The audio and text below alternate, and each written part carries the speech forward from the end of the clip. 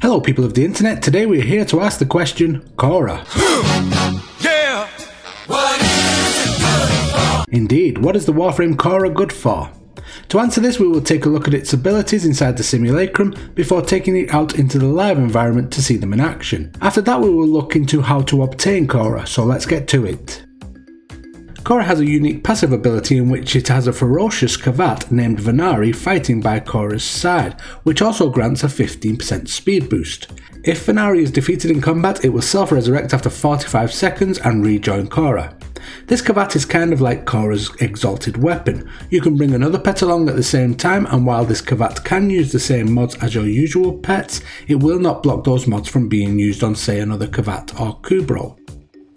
Khora's first main ability is Whip Claw. Send enemies reeling with a deafening whip crack.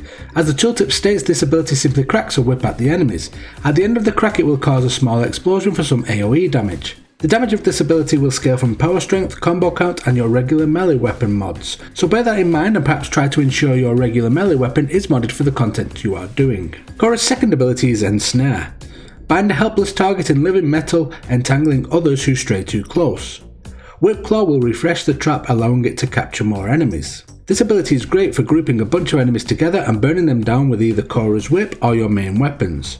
The tooltip stated that the Whip Claw will refresh the duration of Ensnare, but it did not mention that Ensnare will also increase the damage of Whip Claw by 200%, making it well worth throwing into the mix, especially when your combo count is high. Khora's third ability is Vanara.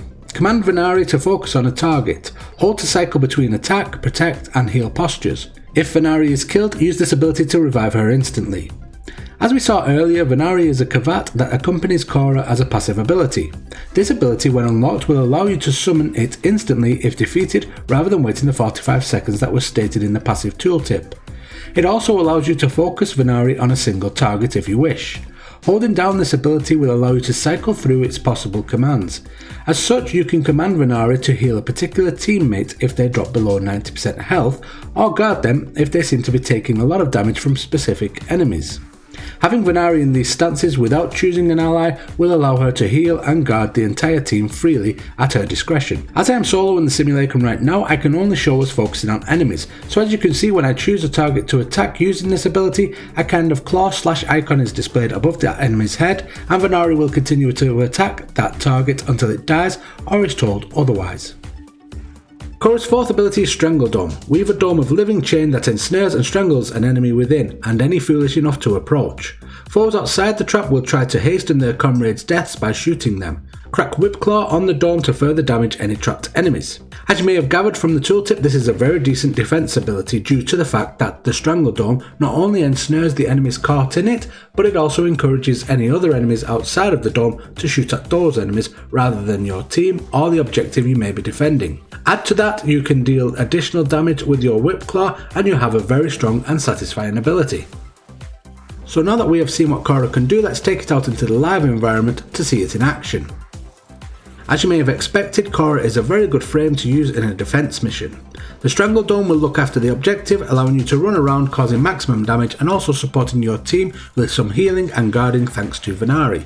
If you are the type of player that only ever uses Frost for a defense mission, then you may want to give this frame a try, as it can be a lot of fun and prevent you from getting bored of defending the same objective wave after wave. Now that we have seen Khora in action, you may be wondering how to get your hands on this frame. All of Khora's part blueprints, including its main blueprint, come from Cephalon Simaris' Sanctuary Onslaught.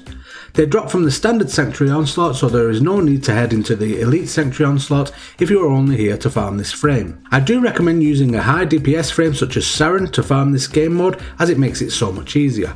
See my Saren What Is It Good For video for more info on that. Khora's part blueprints have a chance to drop after every 2 zones, as you can see here in this drop table. In this run I was lucky enough to come away with Khora's systems after zone 8. Once you have all of the blueprints, you can head on over to your Arbiter's Foundry and craft this Warframe. Do bear in mind that crafting Khora will take a few Kavat genetic codes, so you may have to farm the Orokin derelict ships a few times to collect those first. There we go, we have taken a look at Khora and what it is good for. If you like the content, please help out the channel by clicking the like button. If you would like me to create a video like this for any other Warframe I have not yet covered, then please let me know down in the comment section below and I will do my very best to create that for you. Please consider clicking the subscribe button and notification bell to be notified when the next video arrives. Thank you very much for watching, and I will see you again next time.